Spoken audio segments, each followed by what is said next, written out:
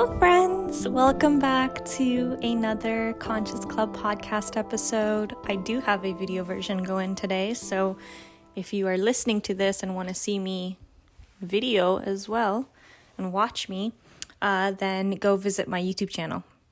But yeah, welcome. I just noticed one of my plants needs water, but I'm just going to do that later, even though the impulse to go and drop everything and do that now is very high.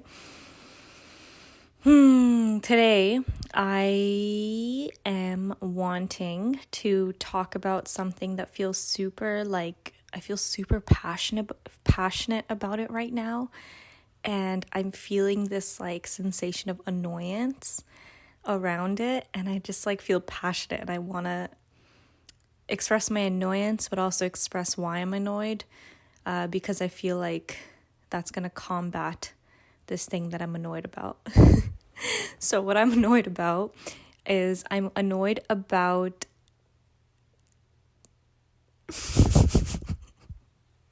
I'm laughing because I feel so judgy right now, but I'm really annoyed about people who state their beliefs as facts and they go around their world, and come at other people from this energy of convincing, and this is very penetrative energy that tries to convince others that their beliefs are the way, period. There is no other way but their way.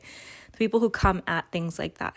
So as you're listening to this, you probably are thinking oh yeah, I know some of those people. And most of the time I feel that I notice dogmatic belief system, people communicating belief systems in a dogmatic way. It's mostly religious people, so people who are followers of organized religion. But recently I've been noticing it very much in the network I'm in, the secular spiritual community. So people who are into even new agey things.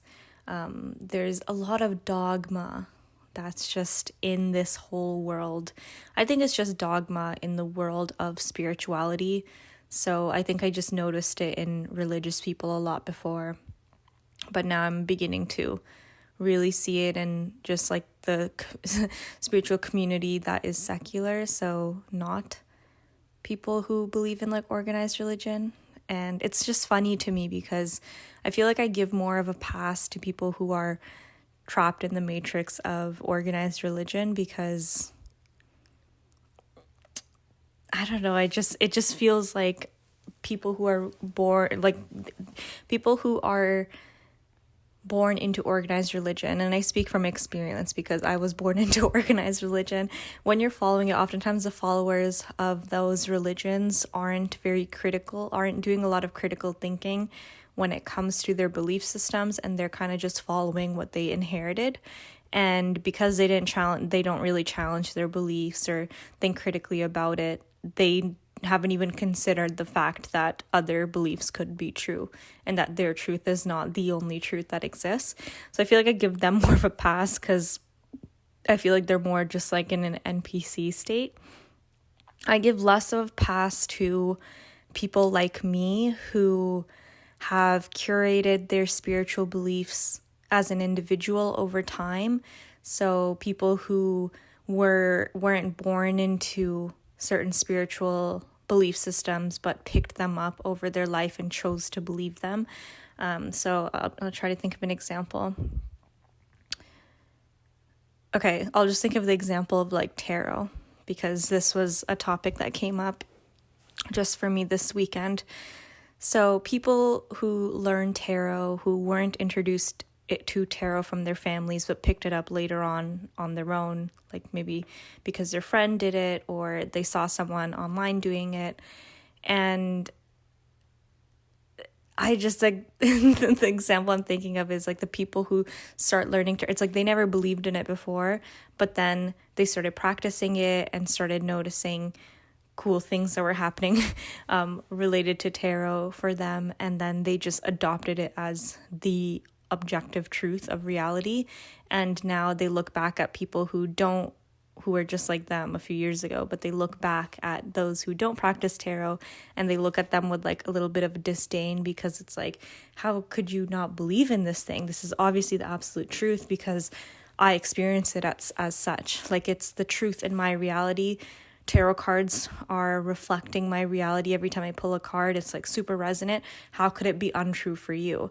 And there's this like dogmatic thinking that starts to form in those people's brains, and it just causes them, I feel, to be, the main reason why I find dogmatic thinking annoying is because it limits people. It limits the people who are thinking dogmatically, mostly, but also it limits every single person who is in the sphere of influence of that dogmatic thinking person. And oftentimes people who think super dogmatically, they project a lot of judgment and like passive aggressiveness onto people who don't believe the same things as they do. And anyway, just like really, really bothers me.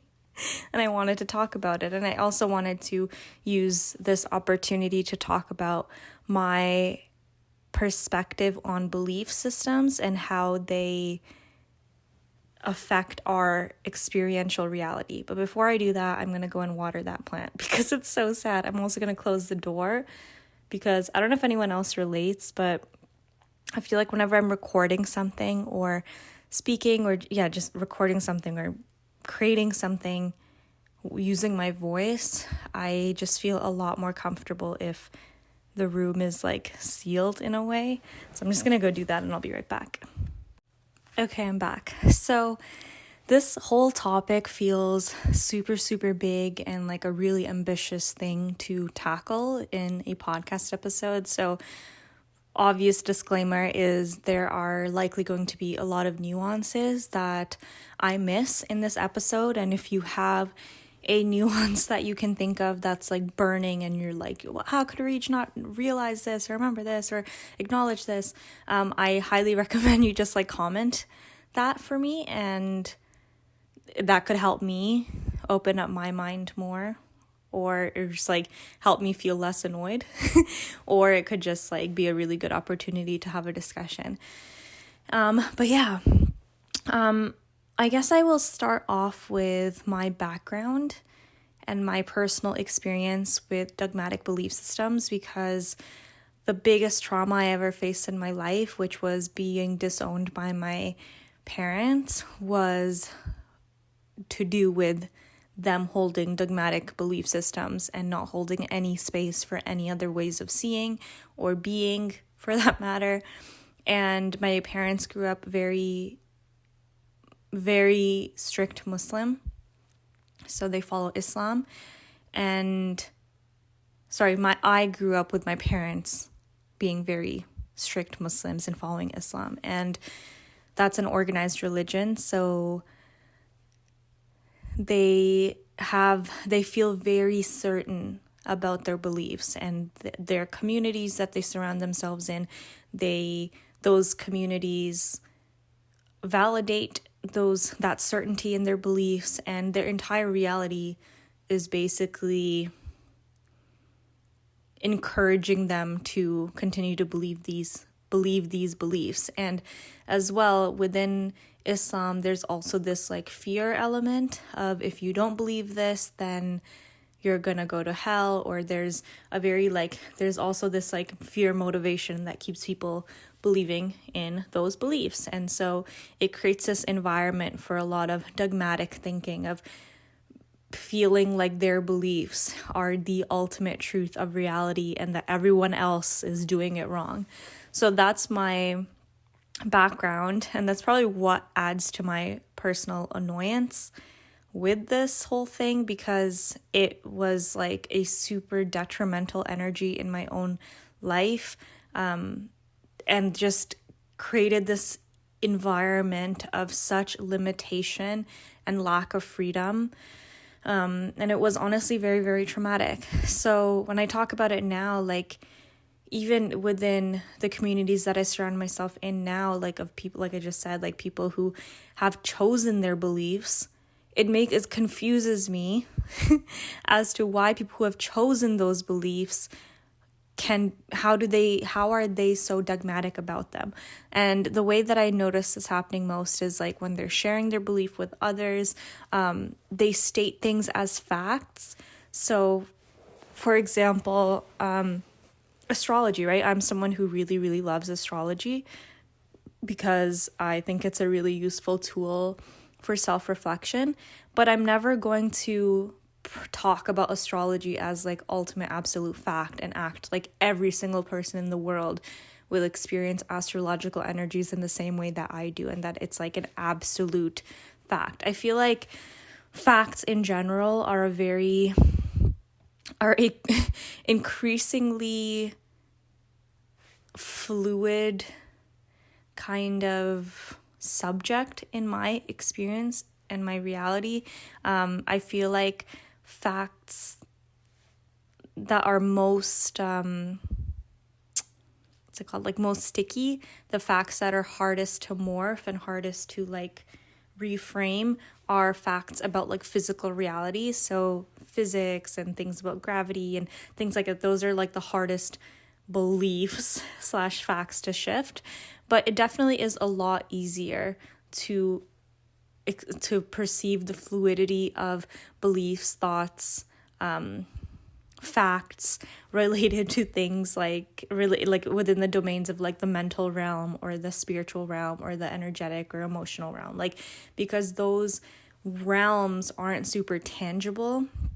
And if you have an experience of something, it's much harder for you to show someone else that experience because it's so personal and internal. So for example, like in the physical realm, if I drop this book, I can prove gravity or showcase to someone else like gravity exists just and because I dropped the book and they can see it in front of them in the material world.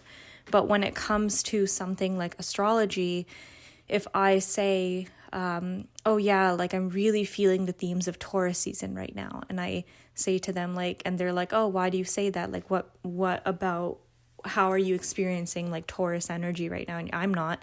The best I could do is explain to them my personal experiences of experiencing Taurus energy. Like for example, oh, like on the first morning of Taurus season, I just like woke up and I just like felt really motivated and just like excited to give myself a mini spa day and things like that. Like that's the best I can do.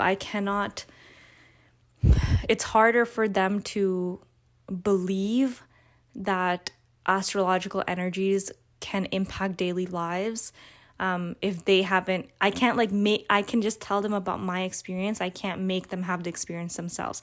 Like with the material realm, it's like they're having if I drop that book, they're having the experience of seeing that book drop. But when it comes to things that are non-tangible in the non-tangible realm, beliefs that are in the non-tangible realm, you can't transfer the experience as easily, and therefore I feel like the beliefs are a lot more fluid and moldable. And the way that I perceive like my relationship that I see between beliefs and reality is I truly, truly believe that whatever you believe or whatever you act like you believe, that's kind of what reality will confirm to you. So if you want to, like for me, like whenever I pick a belief for myself, so for example, when I started, I was very, very skeptical about astrology, and it was something that I would never really grew up around. And so when I did get into it, it was something that I consciously chose.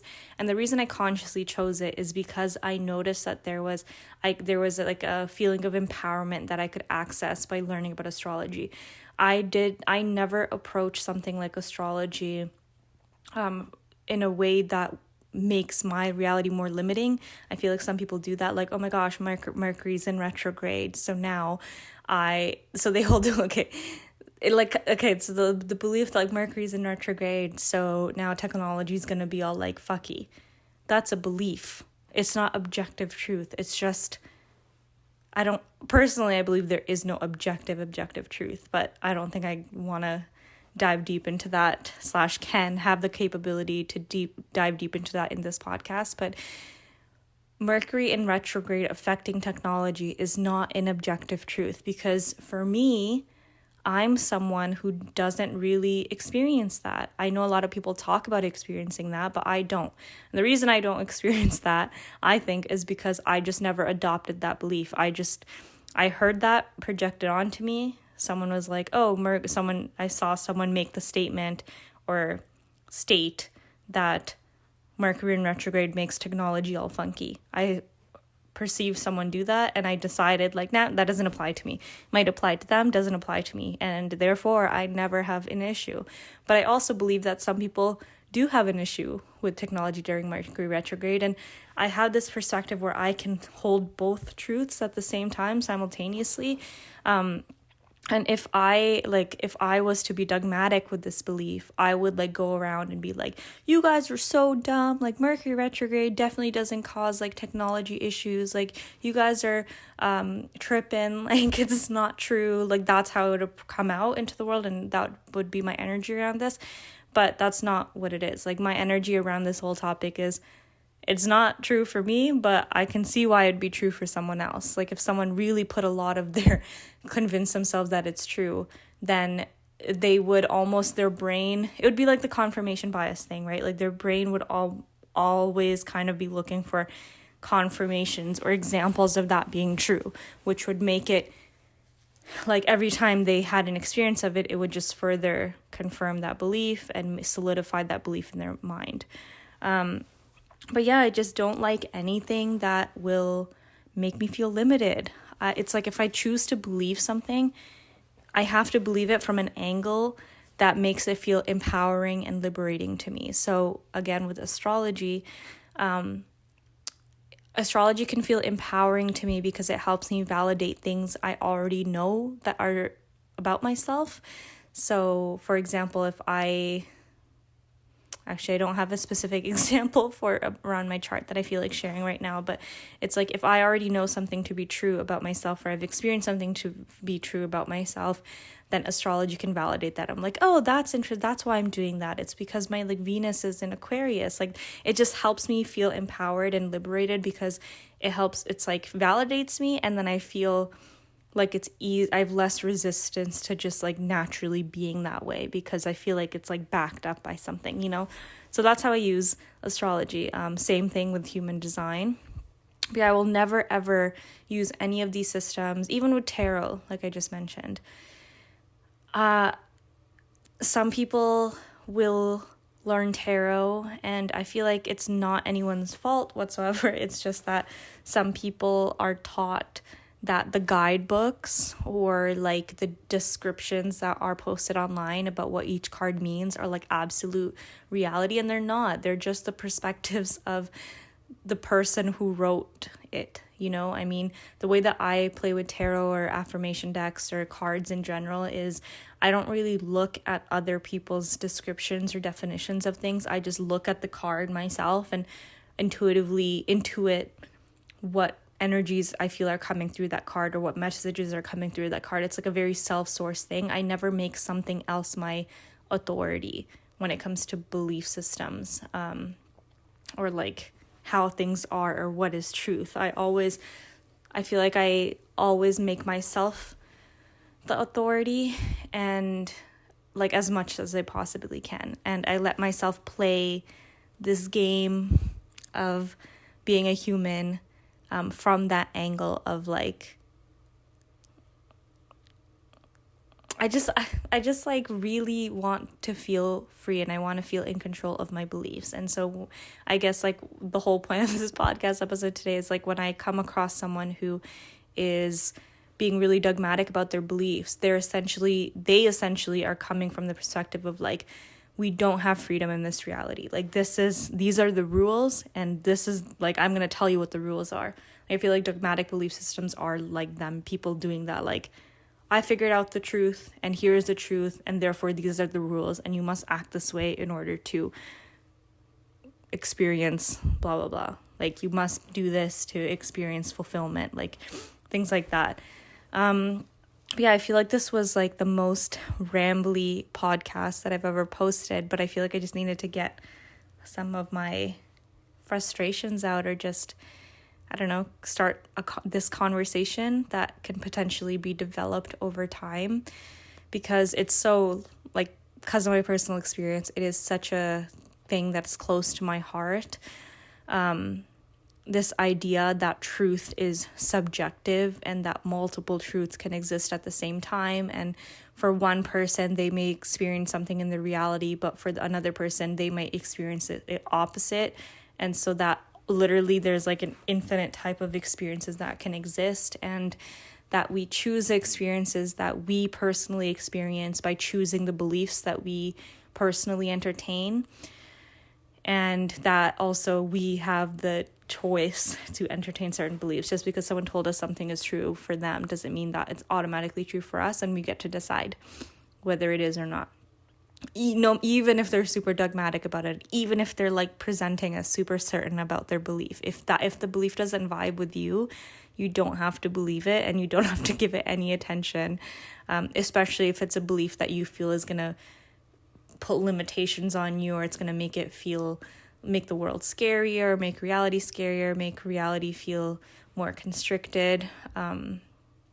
So yeah, moral of the story for this rambly podcast episode is be mindful of what beliefs you choose for yourself, you choose to entertain, and also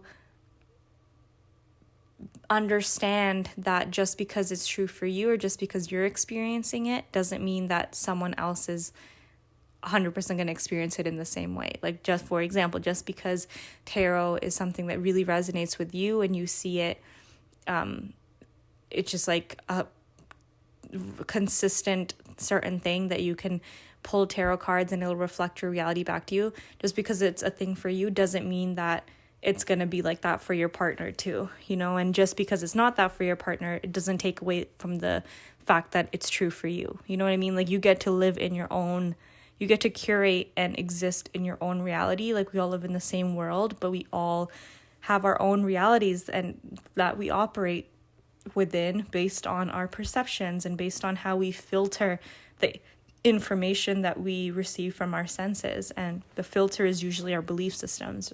For example, whatever you see, right, the way that you perceive or interpret what you just saw, it's going to be dependent on your belief systems, or the framework of reality that you already hold in your head. It's like, okay, this is how reality works. So this new information coming in, what I just saw, it fits into reality in this way. Like, you do a bunch of computation in your head to make it fit into your existing models of reality.